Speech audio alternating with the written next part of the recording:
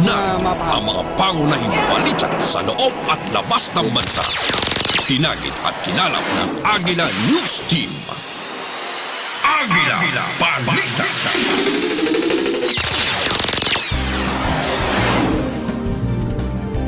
Magandang tanghali Pilipinas, ngayon ay Miyerkules, Marso 27, 2019. Ito ang Agila Balita. Sabay din tayo napapakinggan sa Radyo Agila DCEC 1062 sa Mega Manila at sa ating mga Radyo Agila Provincial Relay Stations sa mga lungsod ng Dagupan, Lucena, Cebu at Davao. Ako po si Angelo Palmores. Sa ulo ng mga balita, halaga ng pinsala ng tagtuyot sa agrikultura umabot na ng 2.69 billion pesos ayon sa NDRRMC.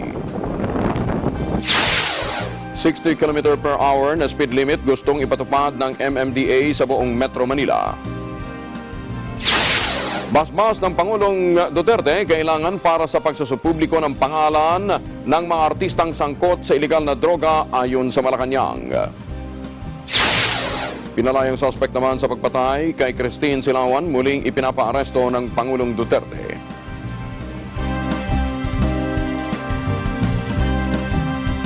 Sa detalye ng mga balita, mainit at malinsang ang panahon pa rin ang mararanasan ngayong araw sa malaking bahagi ng bansa.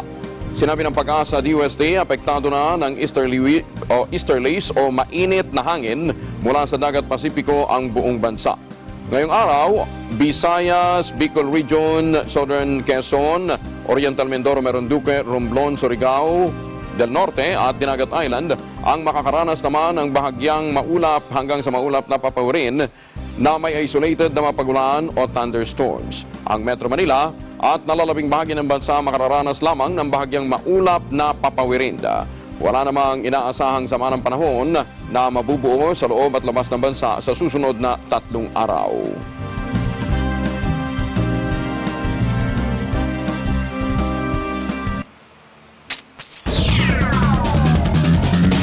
Itinatayong bagong terminal sa Clark International Airport kayong magserbisyo sa 80 milyong domestic at international passengers sa susunod na taon. Department of Transportation nagsagawa ng site inspection. Detalye mula kay Eagle News reporter Eden Santos. Yes, Angelo, tama ka dyan. Katatapos lamang ng isinawang site inspection ng mga opisyal ng Department of Transportation sa pangunguna ni Secretary Arthur Dugade at ni Finance Secretary Carlos Sani Dominguez. Mahigit 80 milyong pasahero ng international at domestic flights ang kayang serbisyuhan ng itinatayong bagong terminal ng Clark International Airport dito sa Clark, Pampanga. Nasa 53% na ang natatapos sinasabing bagong terminal as of March 2019 na bahagi pa rin ng expansion project at inaasahang makukumpleto ito o matatapos sa kalagitnaan ng taong 2020. Ayon kay Finance Secretary Carlos Dominguez III at Secretary Tugade, ito ang magsisilbing gateway ng bansa at maging sa buong Asia para sa lalo pang pagunlad ng ating ekonomiya. Anila sa maraming dekadang pagpaplano sa mga nakalipas na administrasyon sa ilalim lamang ng pamumuno ni Pangulong Rodrigo Duterte na isa katuparan ng proyektong ito sa ilalim ng kanyang Build program. Nakaplano na rin ang pagdaragdag ng ikalawa at ikatlong runway ng Clark International Airport na inaasahang lalong magpapadami pa ng mga pasahero nito at magbibigay naman ng trabaho sa maraming tao. Around 200,000 jobs umano ang maibibigay ng proyektong ito sa ating mga kababayan. Ang terminal na ito ay may taas na 22 meters, higit na mataas kumpara sa ibang mga airport sa bansa, maging sa Asia at gayon din sa buong mundo. Malaking tulungan nilang Clark International Airport para ma-decongest ang Ninoy Aquino International Airport. Nasa 9.36 billion pesos ang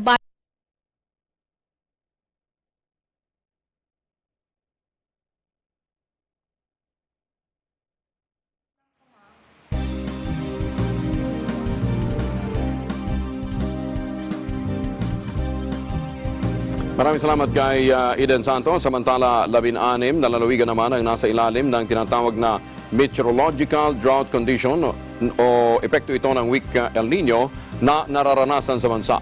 Ayon kay Analisa Solis, pinuno ng Climate Information Monitoring and Prediction ng Pag-asa DOST, Ang 8 lalawigan ay mula sa Luzon, 1 naman sa Visayas, 7 sa Mindanao.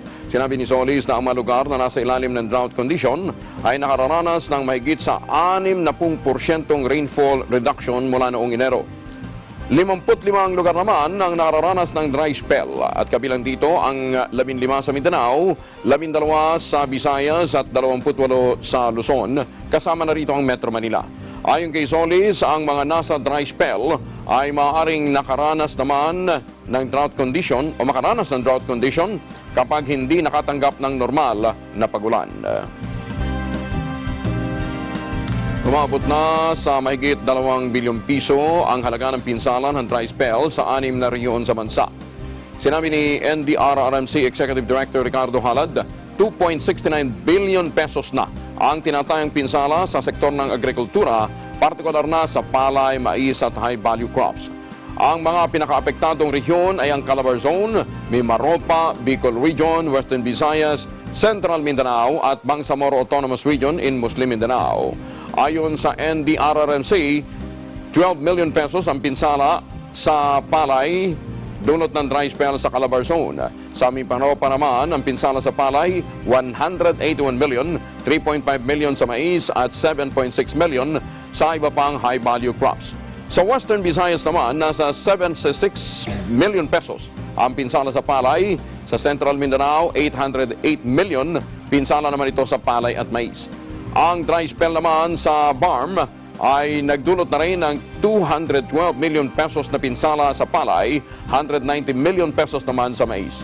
Sa Cordillera, 1.18 billion pesos ang pinsala sa palay, mais at kasaba, samantalang sa Ifugao at Apayao, nakapagtala naman ang pinakamalaking halaga ng pinsala sa 470 at 456 million pesos. Nagpapatuloy ang monitoring ng National Disaster Risk Reduction and Management Council sa isinasagawang cloud seeding sa Regions 2, 11, 12 na lubhang apektuhan ng tagtuyot. Ayon kay NDRRMC spokesperson Director Ed Posadas, bukod sa monitoring, nakaantabay din sa mga kinakailangang ayuda sa mga ahensya sa pangunguna ng Department of Agriculture. Sa pinakahuling tala kasi ng NDRRMC as of March 18, umabot na ng 1.33 billion pesos ang halaga ng pinsala sa agrikultura na epekto naman ito ng mahigit sa o nakaapekto na ito sa mahigit 84,000 mga magsasaka. Katumbas ito ng mahigit 72,000 hektarya ng pananim na napinsala ng halos o nakapinsala sa halos lahat ng rehiyon sa bansa, kabilang ng CAR, Region 1, 2, 3, 4, 4A, 4B, 5, 6, 7, 5, 6, 8, 9, 10, 11, 12 at BARM. Tinitingnan din nila ang posibilidad ng pagsasagawa ng cloud seeding sa NCR. Dahil dito nananawagan naman si Posada sa mga mamamayan matutong mag-recycle, magtipid ng tubig. Kahit sa mga maliliit na paraan, malaking may tutulong nito sa kinakaharap nating sitwasyon. Meron na rin po tayong mga reported sa mga munisipyo po, kagaya ho dito sa, marami na rin affected areas dito sa NCR. Ang nakasulat po dito sa ating latest na situational report ay ito ho dito sa Mandaluyong City, saka sa Pasig City, as of 15 March. So anything is possible. Lahat naman ipinag-uutos din ng ating Pangulo ito for everybody to be on guard, for everybody to gusto sa mga kinauukulang ahensya ng gobyerno para maibsan yung mga pasakit po ng tagtuyot na ito na naranasan. Problema na sa mga palaisdaan sa Alawag City ang matinding init. Nangangamatay na ang mga isda sa fish cage sa barangay Kagusur at sa bawat araw, 10 hanggang 20 isda ang sinasabing namamatay. Isinasalbang mga isda tulad ng bangus sa may para namang gawing daing. Sinasabing ang pagkamatay ng mga isda ay dahil sa sobrang init ng panahon at pag-alat din ng tubig sa lawa bunsod ng high tide. Dahil dito, napipilitan ngayong ibenta ng mga mangingisda ang nahuhuling isda sa mababang presyo. Babalik pa ang Agila Balita. Agila Balita.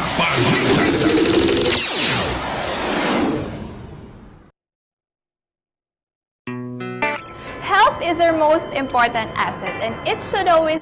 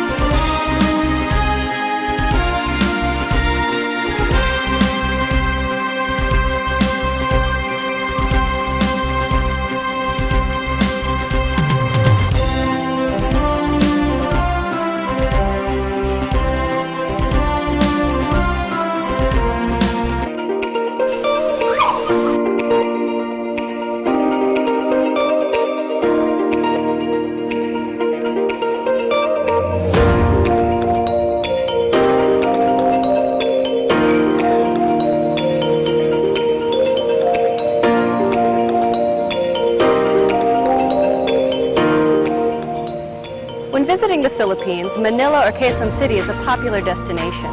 But oftentimes the hustle and bustle of the city can be more stressful on your vacation. So when you feel the need to reconnect to nature or relax again, there's a beautiful oasis just outside of the city called the Garden at Ciudad de Victoria.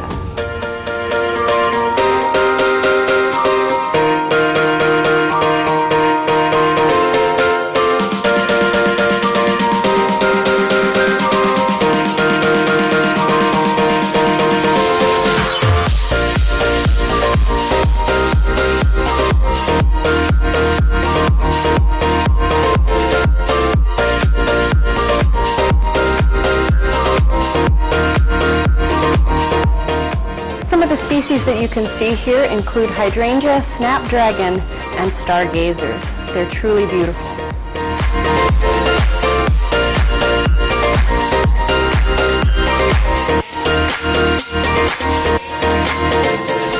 The gardens at Ciudad de Victoria are so peaceful, tranquil, and beautiful that it's become a haven for young couples and a very popular venue for engagement photos.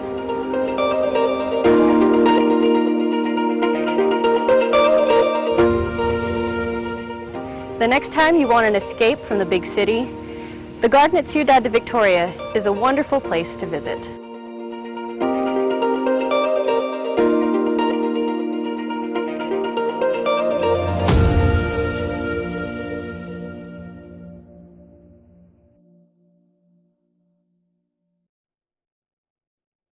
ASEAN in Focus, Monday to Friday, 2 to 2:30 p.m.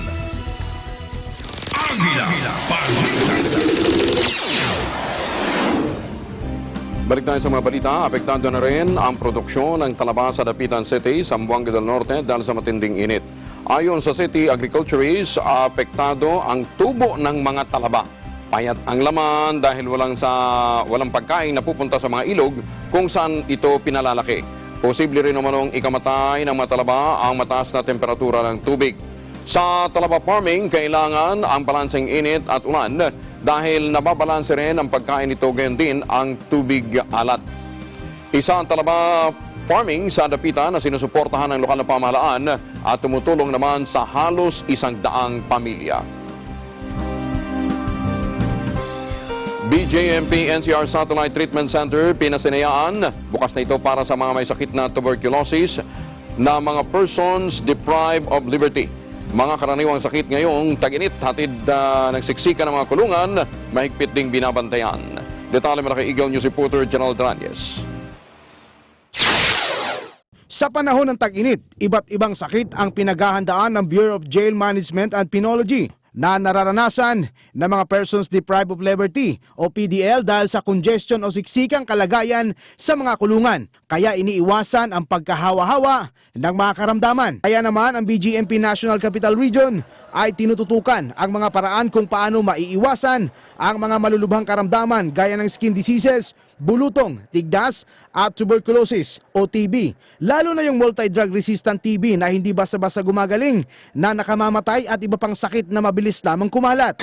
Sa National Capital Region po, tuloy-tuloy po yung ating mga programa. No? Pero ngayon, mas intensified po yung ating sa health programs. Yung meron tayong mga information dissemination para mas maintindihan ng ating mga PDL yung mga sakit na dala ng tag-init. Nito lamang nakaraang Huwebes, 22 ng Marso, ay pinasinayaan at binuksan na ang kauna-unahang Satellite Treatment Center sa Bicutan Complex.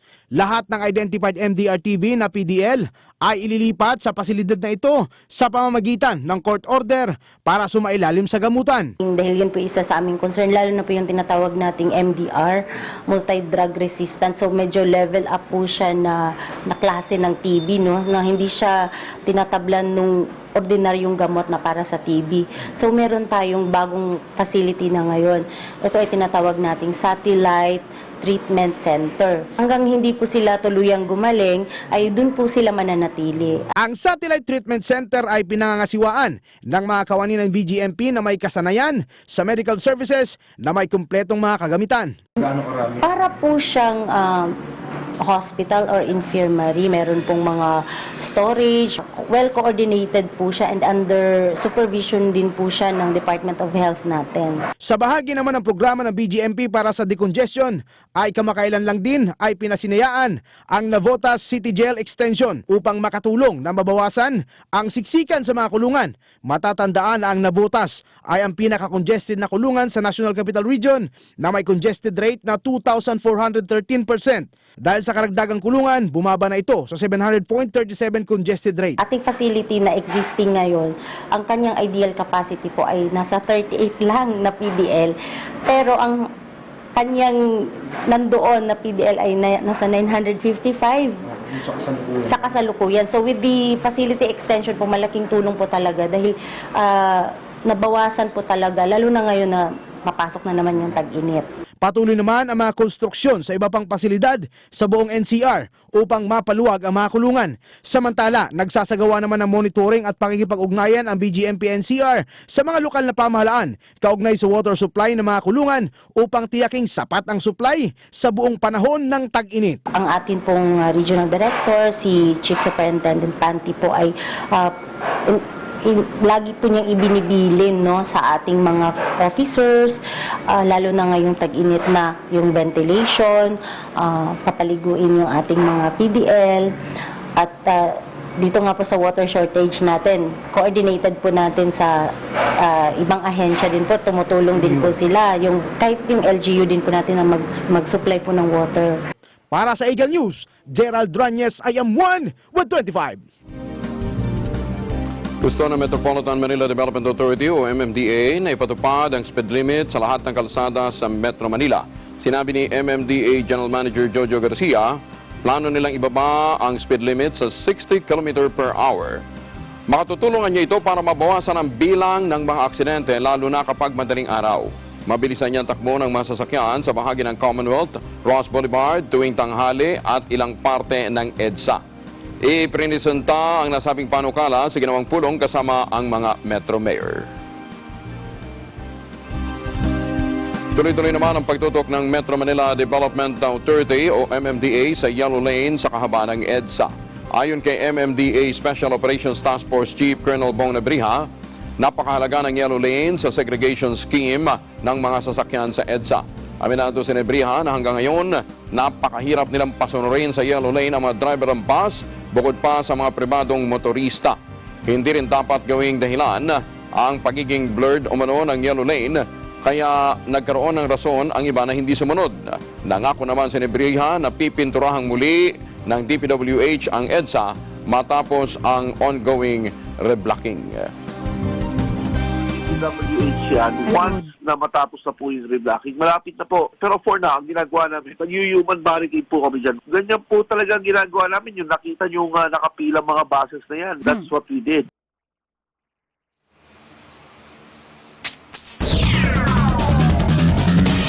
Mandatory SSS contribution sa mga overseas Filipino workers, binatikos. Detalye mula kay Eagle News reporter Madeline Villar Moratillo. Binatikos ng Bayan Muna Party List Group ang Social Security System dahil sa pagpapatupad ng mandatory contribution sa mga overseas Filipino workers at plano pang pagtataas ng contribution sa Abril.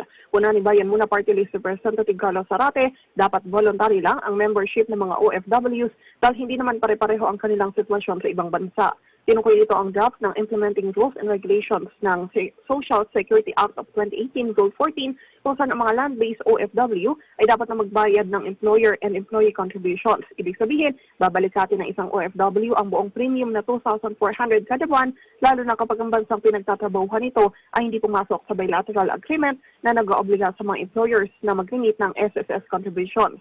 Katwiran ng kongresista, hindi ito kakayanin ng mga ordinaryong OFW, lalo na ng mga domestic helper. Maaring mapag-initan din anya ng mga employer ang mga manggagawang Pinoy na maaring ikatanggal pa sa kanilang trabaho. Para sa Eagle News, Madeline Villar Moratillo, I'm 1 with 25. Ilang bahagi ng Marikina, Quezon City, Pasig at Cavite ang mawawala ng supply ng kuryente ngayong araw. Ayon sa Meralco, sa Marikina City, sa pagitan ng alas 10 ng umaga at alas 3 ng hapon, magaganap ang power interruption sa barangay Nangka. Sa parehong oras din naman may power interruption sa bahagi ng Barangay Marilag, Project 4 sa Quezon City. Sa New Manila, Quezon City pa rin, sa pagitan naman ng alas 11:30 ng gabi hanggang alas 5:30 ng umaga bukas ang nakatagtang interruption. Ito sa may bahagi ng Barangay Damiang Lagi. Sa Pasay City naman, alas 11:30 ng gabi hanggang alas 4:30 ng madaling araw bukas, mawawala ng supply ng kuryente ang bahagi ng Barangay Manggahan. Parehong oras din ang power interruption sa bahagi ng Barangay Nyog 2 at Panapaan 4 sa Bacoor City. Habang sa pagitan naman ng alas 10 ng umaga hanggang alas 3 ng hapon, mamaya ang brownout sa Barangay Lumil, Silang Cavite. Nagpasalamat pa rin si House Committee on Appropriations Chairman Representative Rolando Andayan sa pagkakalagda ni Senate President Vicente Soto III sa 2019 national budget sa kabila ng pahayag nito na meron pa siyang strong reservation sa panukalang batas. Ayon kay Andaya, kinikilala niya ang reserbasyong sinasabi ng pinuno ng Senado. Ipinauubayan na niya sa Pangulong Rodrigo Duterte kung aaprubahan nito ang ilang probisyon sa 2019 budget na tinututulan ng mga senador. Ang mahalaga niya ngayon, nalagdaan na ang pambansang budget. Muling iginiit ni Andaya na hindi unconstitutional ang realignment sa budget na nagkakahalaga ng 75 billion pesos. Kung totoo pong unconstitutional yan o mali yan, sana po hindi na pumirma yung ating Senate President. Ang nangyari po, pumirma siya at binibigay po sa ating pong Presidente ang diskresyon na pag-aralan po niya. Yun naman po talaga ang ginagawa naman talagang taon-taon. Bago po pirmahan naman ng Presidente, pinag-aaralan din niya kung ano yung budget po na sinumite sa kanya ng 2 kapulungan. At yun nga po yung nangyari, nagkastong nga po at lumagda ang ating pong Senate President. Yun naman lang pong hinihintay para mai-transmit na po sa Malacanang. 2019 proposed national budget agad lalagdaan ng Pangulong Duterte kapag walang probisyong lalabag sa konstitusyon, ayon ito sa Malacanang. Detalye mula kay Eagle News reporter Big Suminta. Tiniyak ng Malacanang na hindi basta lalagdaan ni Pangulong Rodrigo Duterte ang enrolled bill ng 2019 proposed national budget na nagkakahalaga ng 3.757 trillion pesos. Sinabi ni Presidential Spokesman Salvador Panelo na bubusising mabuti ng Pangulo ang lahat ng probisyon ng pambansang budget. Ayon kay Panelo, alam ng Pangulo bilang isang abogado ang legal at illegal na probisyon ng national budget. Inihayag ni Panelo maaaring gamitin ng Pangulo ang kanyang line veto power sa mga probisyon ng national budget na lalabag sa batas. Ang enrolled bill ng national budget na pinadala sa Office of the President ay may kalakip na reservation note ni Senate President Tito Soto III na kumikwestiyon sa 75 billion pesos na realignment na ginawa ng mababang kapulungan ng Kongreso. Vic Samintak, Eagle News, I am 125. Mga utang ng gobyerno sa China at iba pang lending institution kayang bayaran ng Pilipinas. Detalye mula kay Eagle News reporter Mean Corbera. Pinakalma ng mga senador ang publiko sa paggamit umano ng patrimonial assets ng Pilipinas sa pag-utang sa China. Sa harap ito ng mga pangamba sa $62 million loan agreement para sa Chico Irrigation Project. Pero ayon kay Senador Franklin Drilon, walang dapat ipangamba sa inutang ng Pilipinas sa China dahil sigurado namang mababayaran ito ng gobyerno na hindi na kinakailangan gumamit pa ng assets bilang collateral. May umiiral kasi anyang Presidential Decree 117 kung saan inoobliga ang Department of Budget and Management para sa automatic appropriations para sa mga utang ng bansa. Paglilinaw ni Drilon, kahit pa hindi maglaan ng Kongreso ng pondo para sa debt service, mayroon pa ring pagkukunan ang gobyerno. Because if we did not have this law, wala magpapahiram sa atin kung ang pambayad sa utang ay depende sa desisyon ng Kongreso. Kung ayaw mag-appropriate ang Kongreso, di wala pambayad sa utang. But that is why that law up to now exists in order to assure the creditors that there is sufficient authority under our existing laws to pay the obligation. Nauna nang nagbabala si Supreme Court Senior Associate Justice Antonio Carpio na dahil sa loan agreement sa China, baka hindi na makabayad ang Pilipinas. Ito raw ang maaring maging dahilan para payagan na ang pagkuha ng gas deposits sa Reed Bank na sinasabing mayaman sa langis. Pero ayon sa mga mambabatas, may nakapaloob na automatic appropriations sa pambansang budget. Ito raw ang nagsisilbing proteksyon laban sa mga panlabas na utang ng bansa na ginagasto sa mga principal o interest payments. Ito yung pinakamagandang collateral pagka nangungutang. Parang assurance ito, hindi kami magre-renege. Kasi automatic appropriations nga eh. But to say na pwedeng i-collateralize yung patrimonial assets, mukhang may mali yata doon. Doon ako hindi mag-a-agree. Pag hindi nag-default tayo ng payment, ibig sabihin, mas malala ang problema. Bagsak na tayo. Bagsak ang gobyerno pag hindi na bayaran ng obligations niya. Para sa Eagle News, may Ann Corvera, IM1 with 25. Marunong magbayad ng utang ang Pilipinas kaya hindi tayo magagaya sa ibang bansa na kinuhanan ng ilang mga pag-aari ng China dahil sa laki ng utang. Reaksyon ito ni Presidential Spokesperson Salvador Panelo sa harap ng pangambang posibleng mabaon sa utang ng Pilipinas dahil sa pangungutang ngayon sa China. Halimbawa niya nito ay ang halos patapos ng pagbabayad ng bansa sa $2.6 billion na cost production ng Bataan Nuclear Plant. Baliwalaan niya ito sa $62 million o higit pa sa 3 bilyong pisong utang ng Pilipinas sa Reed Bank para naman sa Chico River Irrigation Project. Ang utang niya ng Pilipinas ay kasama na sa budget taon-taon kaya hindi pwedeng hindi tayo makabayad. Nauna na rito kinwestiyon ni Supreme Court Senior Associate Justice Antonio Carpio ang pagpayag ng Pilipinas sa isang kasunduan na nilagdaan noong Abril ng 2018 na maaaring habulin ng China ang patrimonial o private property ng bansa sakaling hindi makabayad ang Pilipinas. Kung titingnan mo yung kabuuan ng loan agreement, di naman tayo binibihado eh. Meron mga safeguards. Saka kayang-kaya talaga natin bayaran. Kaya parang bangko yan eh. Nangungutang ka sa bangko, mag-i-impose sila ng mga kondisyones para siguraduhin na bayaran mo kami. Otherwise, bakit pa ako magpapautang sa'yo? Hindi naman po pwedeng kukunin nila more than na utang natin. Ipinaliwanag rin ni Panelo kung bakit China ang siyang pinagkukunan ng utang ng Pilipinas. Siguro, mas maganda yung terms doon. Kasi kinukumpara nila yung sa Japan, mas matindi daw yung terms ng Japan. Yung rate of interest natin, 2% in 20 years, hindi mababago. Ang ibang pinag-uutangan, depende sa interest rates ng a particular year. Tataas yun, nagpo-fluctuate. Ito hindi. Whether ano man mangyari, basta 2% ka.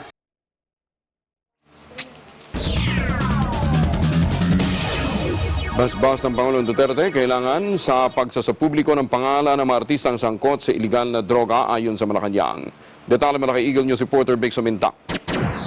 Kailangan ng go-signal ni Pangulong Rodrigo Duterte sa pagsasapubliko sa pangalan ng mga artistang sangkot sa iligal na droga. Sinabi ni Presidential Spokesman Salvador Panelo na kailangang validated ng Philippine Drug Enforcement Agency o PDEA ang pangalan ng mga celebrities na sangkot sa iligal na droga. Ayon kay Panelo, tulad ng ginawa sa mga tinaguriang narco-politicians, dumaan sa masusing validation bago isinapubliko ng Pangulo ang kanilang mga pangalan. Inayag ni Panelo kung beripikado ang pagkakasangkot ng 31 mga artista sa iligal na droga, dapat masampahan ang mga ito ng kaukulang kaso. Vic Sominta, Eagle News, IM1 25. Pulis na pinagbabaril sa EDSA kahapon, dating nasa drug watch list ang Pangulong Duterte. Detalye mula kay Eagle News reporter Mar Gabriel. Kinumpirma ni PNP Chief Oscar Albayalde na dating nasa drug watch list ang pulis na binaril sa EDSA sa kanto ng Connecticut sa San Juan kahapon.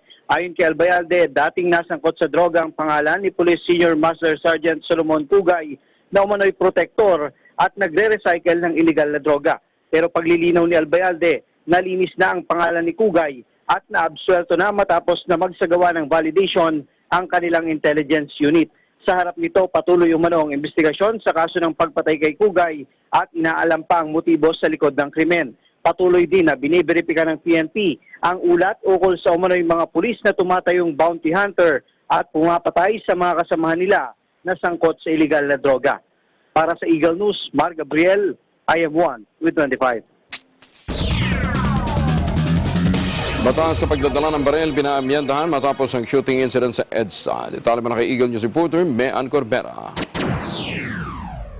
Nais si Senator Ping Lacson na paamyendahan ang batas sa pagbibitbit ng armas matapos ang nangyaring shooting incident sa EDSA na ikinamatay ng isang pulis.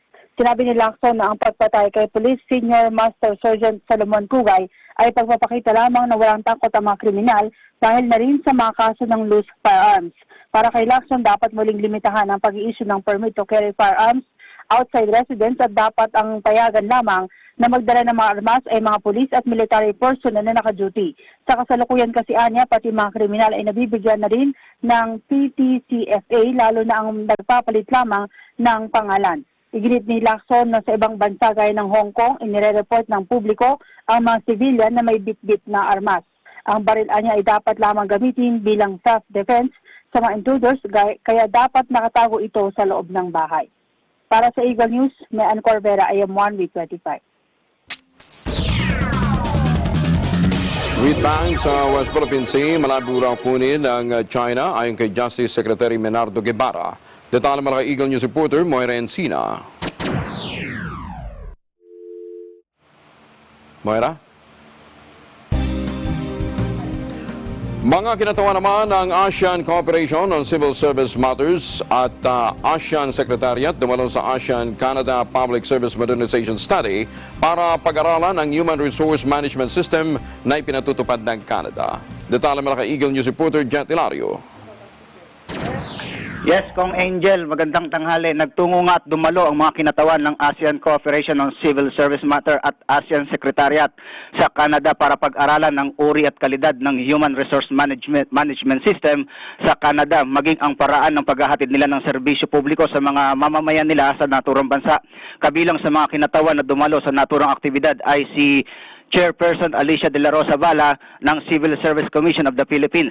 Ayon kay de la Rosa Bala, ikinagagalak nila na nakabahagi sila sa isinagawang study tour sa naturang bansa sa Canada at nakita nila at pinag-aralang mabuti ang mga pamamalakad na ginagawa ng Canada pagdating sa uri ng public sector on human resource policies and practices, lalo na ang pagpopromote ng diversity and inclusivity sa larangan ng public service. Sa pamamagitan aniya na ginawa nilang study tour ay maaari nilang gayahin ang Canada para mas lalo pang mapabuti ng 10 bansa sa ASEAN ang pagbibigay ng maayos at magandang serbisyo at pangangalaga ng Human Resource Management System sa ASEAN region. Jet Hilario, Eagle News, IM1 with 25. Wheat Bank sa West Philippine Sea malabo daw kunin ng China ayon kay Justice Secretary Menardo Guevara. Balikan natin si Eagle News reporter Moira Encina. Tiwala si Justice Secretary Menardo Guevara na hindi kukuhanin ng China ang Reed Bank sa West Philippine Sea kapag hindi nabayaran ng Pilipinas ang utang nito. Sa panayam kay Guevara matapos ang oath-taking ceremony ng mga bagong halal na opisyal ng Justice Supporters Organization sa Maynila, sinabi ng kalihim na hindi dapat mabahala ang Pilipinas na kunin ng China ang Reed Bank na sinasabing mayaman sa gas reserves. Ayon sa kalihim, far-fetched na mangyari ang nasabing senaryo dahil maliit lamang kung tutuusin ang $62 million na utang ng bansa mula sa Chico River Pump Irrigation Project sa China. Inawala si Guevara na kayang mabayaran ng Pilipinas ang nasabing loan. Saka naman anyang hindi mabayaran kaagad ang utang ay mayroon pang ibang mekanismo gaya ng loan restructuring at arbitration clause sa loan agreement sa China. Dahil ito, binigyan ni Guevara na malabong mangyari ang pangamba na ipambayad utang ng Pilipinas ang mga ari-arian nito dahil mababa pa ang utang nito sa $100 billion. Una nang nagbabala si Supreme Court Senior Associate Justice Antonio Carpio na posibleng maipambayad utang ang Reed Bank sakaling hindi mabayaran ng Pilipinas ang pinasok nitong loan deal sa China. Para sa Eagle News, Maureen Sina, M1 25. Muling ibinaparesto ng Pangulong Duterte ang menor de edad na suspect sa pagpatay sa dalagitang si Christine Silawan sa Lapu-Lapu City sa Cebu. Sa talumpati ng Pangulo sa campaign rally ng PDP Laban sa Coronadal City, South Cotabato, inamin itong tinawagan niyang piskal na may hawak ng kaso ni Silawan. Pinababawi ng Pangulo ang dismissal order at nais nitong muling arestuhin ang pinalayang suspect. Ayon sa Pangulo, hindi nangyayari ang hot pursuit sa loob lamang ng 24 oras. Iginiit ng Pangulong Duterte na habang iniimbestigahan ang isang kaso at nagsasagawa ng follow-up operation ang mga otoridad, matatawag pa rin itong hot pursuit. Naniniwala ang Pangulo na ang pagpatay kay Silawan ay resulta ng pagkakalulong sa ilegal na droga ng suspect at iba pang mga kasabwat. Ayon sa Pangulo, sa klase ng krimen na nangyayari ngayon, masasabing lumalala pa ang problema ng bansa sa iligal na droga.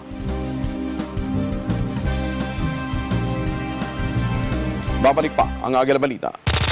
Agila Balita. Health is our most important asset, and it should always be a constant effort to seek ways to take care of it. That includes professional medical help from the best available. The Manila-Beijing Medical Associated Incorporated is known as one of the most specialized centers in medical services.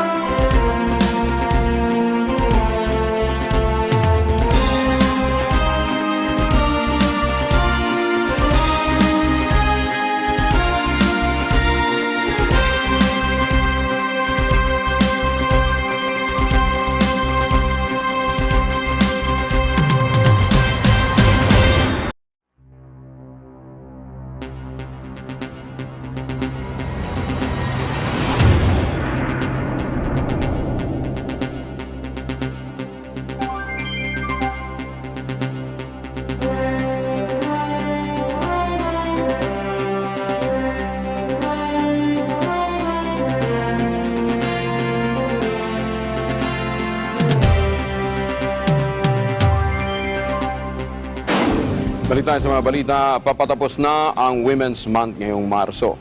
Pero kadalasan ho, may problema sa diabetes mga kababaihan at higit sa lahat dyan sila yung mga concern sa pagpapaseksi. Yan. Kaya binabalik natin si Professor Art Salazar ng Institute of Plant Breeding ng UPLB para muli kayong mainganyo na gamitin ang pinaghalong mais at saka bigas sa inyong pong staple food. Doc, magandang tanghali po sa inyo. Magandang tanghali sa iyo at sa lahat ng mga nanonood sa atin. Okay, question. Meron ho ba tayong sapat na stock nitong corn grits? Sa ngayon, ang amin lang napuproduce ay pang-promote. Pero nationally, meron tayong enough corn para maging corn grits. Meron tayong area. Ang sabi nyo nga, mukhang sa Isabela yata, marami yung nataniman. Marami sa Isabela, sa Cordillera, sa Mindanao, sa Visayas, all over the country, marami naman. Okay. Pwede ba itong i-distribute na ng NFA? Kung i-decide ng NFA na i-pursue itong, kasi noon nagkaroon na ng launching ng presidente sa Davao noong December 2017. So hindi na lang, kasi may nagkaroon nga tayo ng yung tarification. So medyo nagambala yung programa. Hindi ko na alam ngayon kung ano na ang desisyon ng NFA. Pero kayang i-produce ito, kayang i-distribute ito ng NFA. Kasi napakahalaga na naiintindihan ng ating mga kababayan ang benepisyo nitong pinaghalong, kung hindi nyo kayang purong mais. Purong mais, Purong mais. Gaya ng practice sa Visayas at sa Mindanao, mas maganda itong blend. Yung rice and corn blend, 50-50. Tapos ang sabi nyo sa amin noon, actually ito ginagawa na namin sa bahay, 1:3 ang tubig. 1:3, 1:2. Depende sa kalidad ng bigas na inilagay mo. Kung malambot, pwede ng 1:2. Okay. Kung medyo matigas, 1:3. Okay. At ang kagandahan ho nito, experience ho namin naalis yung merienda. Diba? Dok, bakit ho advantageous ang kumain ng blend ng rice and corn? Well, kaya namin sinasabi na i-blend sa rice kasi ang rice talaga masarap, malambot. Kaso yung sa pagkamalambot na yon, madali ding matunaw sa katawan. So tumataas ang blood sugar mo, lalo na yung mga masasarap na bigas, yung mamahalin na masasarap. So later on, kapag hindi mo na control yan, diabetes yan, at maraming diabetic sa atin. Ngayon, itong mais, mabagal matunaw sa katawan. Okay, so muna Dok In fact, may mga pag-aaral, ang kanin na kinakain ho natin, mas malupit kaysa sa asukal. Hindi, totoo, Dok. Kasi yung sugar, pagpasok sa katawan, sugar na yon. Itong kanin, pag pumasok sa katawan, halimbawa, after 3 hours na natunaw, na process, yung carbohydrates, i-convert sa sugar, mas mataas ho ang sugar content ng kanin kaysa sa totoong sugar. Ginawa nila itong isang study sa Singapore, na yung isang cup of rice equivalent sa 2 can ang soft drinks. So, hindi ka naman iinom ng 6 na soft drinks sa maghapon, pero makaka3 cups ka maghapon. So, sa atin, hindi lang 1 cup, minsan 2, may unli pa. Susme. Kaya yung ating, yung data ng diabetes sa atin, talagang mataas. Dumadami at nabata ang nagkaka-diabetes. Huwag nang bumata. Age 40 and above kasi humihina ang panunaw niyan Di ba? Okay. So, ang corn, ilang oras bago matunaw? Mga mga 4 hanggang 5. Kaya yung hindi ka nagugutom, yun. Kasi 4-5, di kakain ka halimbawa ng alas 6, alas 7, ang gutom mo na noon ay tanghali na, wala ka nang in-between. Yung nga sinasabi namin, kaya nga sa Visayas, tsaka sa Mindanao, ang tawag namin dyan, lig-ug busog. Ibig sabihin, matagal ka hong gutumin. Dahil nga sa una, matagal siya matunaw. Pangalawa, talagang mabigat sa tiyan. Well, kaya yun sinasabing mabigat sa tiyan kasi nga mabagal matunaw. Pero in terms of calorie content, halos pareho lang ang rice at saka ang corn. Kaya lamang mabagal. Kaya yung iyong energy requirement ay napupunuan niya hanggang sa next meal mo. Hindi katulad noong yung rice, yung masasarap na rice, So, after 2 hours, tunaw na yan Pagkatapos, kung hindi mo naman nagamit yung energy yung ibinigay sa'yo, yun yung nagiging sugar. Yun ang nagiging diabetes. Later on. Kaya mas maganda, matagal matunaw. Mas maganda yung matagal matunaw. Kaya tingnan yung si Manny Pacquiao. Yun. Yung ating mga sinaplas elorde, di ba? Ang kinakain yan, puro mais. Puro mais. Yung mga gagaling naman nagmamarathon from Africa, mais din yun. Kasi nga matagal siyang matunaw. Ang Mexico, di ba? Kaya kalaban lagi ng Pilipino at Mexico sa boxing. Ay parehong mais ang kinakain ng dalawang yun Yung mga Pilipino from Cebu, from the South, versus Mexicanos. Mais ang kanilang common staple. Baka akala nung iba, okay to. Bibili ako ng mais dyan sa kanto ngayon. Yung tawag dito, Japanese corn. Hindi yon. Hindi. Yun sweet corn yun Ang sinasabi ho natin ditong mais, hindi yung glutinous corn, ha? Hindi yung malagkit. Ang sinasabi ho nating mais, yung parang kinakain ng mga Cebuano. Yung matigas na mais na kinakailangan mong gilingin. Okay. Anong particular variety ho ang inyong sinasabi na pwede nating gamitin corn grits? Ang ginagamit namin dito, yung tinatawag naming quality protein maize, so pinangalanan naming IPB bar 6. So, ang maganda dito sa variety ito, medyo malambot ito at saka mas mataas yung kanyang protein at saka lysine and tryptophan. Yung dalawang yon, amino acids na lysine at tryptophan, usually, wala yun sa, mababa sa mais at mababa din sa bigas. So, ginawa namin ito parang ma-promote talaga, ma-encourage sa mga tao na maging interested sa mais kasi meron siyang nutritional advantage over ordinary corn and even rice. Ano ho ba? Malawakan na ho bang itinatanim yan? Malawakan na ito. Ito ipinatanim na ng Department of Agriculture sa buong Pilipinas. Okay. Ang mindset kasi ng mga Pilipino, pagka mais, sinasabi, pagkain ng pobre yan. Mali! Pagkain ng sexy yan. Di ba? Pagkain ng malalakas. Kasi sabi ko nga, miracle food ito. Kasi pwede siya sa malakas. Kasi yung mga boxers nga, ganyan. Yung mga stamina requiring. Kasi kinakailangan mo supply ng energy. Mga kargador, kailangan mo talaga yun. yan. Kinakailangan mo talaga tuloy-tuloy ang lakas mo dyan. At saka pwede rin sa mga may sakit tulad may diabetes. Kasi dahan-dahan din siya nagbibigay ng energy. Kaya may iwasan mo yung hypoglycemia, yung pagkawala ng blood sugar, at saka hyperglycemia, yung bigla namang umaakyat. Kaya malakas o may sakit, ito, mais.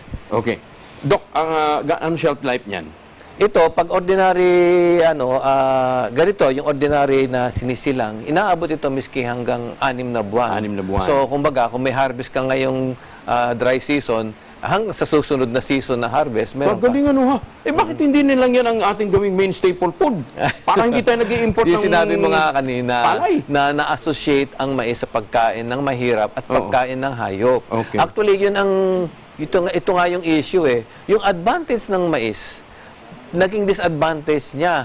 Kasi dahil siya ay madaling i-produce, mura, siya yung ginamit na pakain sa hayop. Ay siyempre, kung may negosyo ka, gusto mo yung mura na masustansya, pagkatapos itong mais, dahil hindi siya irrigated, pwede siyang itanim sa mga bulubundukin. So, na-associate naman siya sa nakatira sa bundok, sa mga mahihirap. Kaya, yung naging advantage niya, naging disadvantage naman ng ipinopromote ito ngayon uli as food. Yun. Kung kasi kapagandang bagay, hindi ka mag-i-import at saka magandang production natin ngayon. Kasi ngayon, ang kagandahan ngayon, yung ani kasi nito, sahod ulan ito So kung tatanim ka ng Oktubre, Nobyembre, ngayong panahong ito, anihan. So tuyo. Ang ganda ng quality ng mais, walang amag, kaya kumbaga, meron tayong enough, kung kakainin lang ng taong mais, marami tayong mais. Ang problema sa rice kasi, pupunuin mo pa yung irrigation reservoir mo, mga makatanim ka niyan, mga Nobyembre, Disyembre, talagang aabutin ka ng tagtuyot, yung pamumulaklak. Yun ang pinaka-susceptible stage ng palay. Kaya, kung meron tayong, kumbaga, programa sa mais, medyo may mababawas-bawasan yung ating requirements sa rice. Dapat pala ito ngayon ang pinupromote at binibili ng NFA. Yun yung sinasabi nga namin na ipinapaliwanag sa mga policy makers natin. Pero, mga policies yan Kami naman, ang aming tingin naman dito, more of technological kasi kami yung mga nagre-research dito And we're just giving them the options. Teka muna, yung bang miller na mga yung sabi niyo may mga portable mills na tayo na available. Meron. Para kahit sa mga bundok pwede siya. Di kuryente, di gas? Yung aming ginawang una, maliit lang siya, about 100 kilograms per hour. Di gasolina yun. Di gasolina nga. Kasi iniisip namin, para dun sa mga bulubundukin na hirap ang mga tao, walang makain, pwedeng maggiling na lang sila ng mais doon. Pero, pwede rin ang kuryente. So, reversible. Kasi maliit lang naman kasi yung, yung makinang pinapaikot So, hindi kinakailangan napakalaking machine yung gagamitin mo to provide the power. Anong moisture content? Ang moisture content nito, yung ordinary na 14% or even lower. So, wala ka nang kailangang special na Wala, lalo na ngayon. Drying, lalo na ngayon, solar. Solar pa rin ang pinakamura na magpapatuyo ng grains. Anyway, sige, bigyan natin itong mga nandito sa mamaya ng... Nagbigay... Hindi. Isang gramo.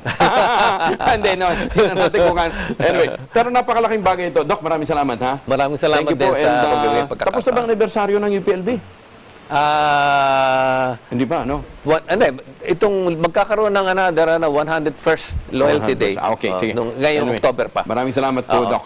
Si Dr. Artemio Salazar, professor po ng Institute of Plant Breeding, dyan po sa UPLB. Again, napakagandang bagay po na tinatangkilik natin para hindi na tayo nag-i-import pa ng bigas. Subukan ho ninyo yung blend ng rice at corn. At ituturo naman ho sa inyo ano yung tamang mixture nito para hindi nyo masyadong mahalata na yung kinakain pala ninyo may mais. Naku, kami sa bayo, hindi. Ang sarap ho, maniwala ho kayo. Tsaka higit sa lahat, nakatipid ka na, iwas diabetes ka pa, siyempre magiging sexy ka. Higit sa lahat, mas mura. Yan po ang kabuuan ng ating mga balita. Sa pangalan ng ating mga kagapay sa Eagle News Service, ako po si Angelo Palmones, M1 with 25. Susunod ang letters and music dito po sa Net 25 at Now and Then by Julie Fernando sa Radyo Agila.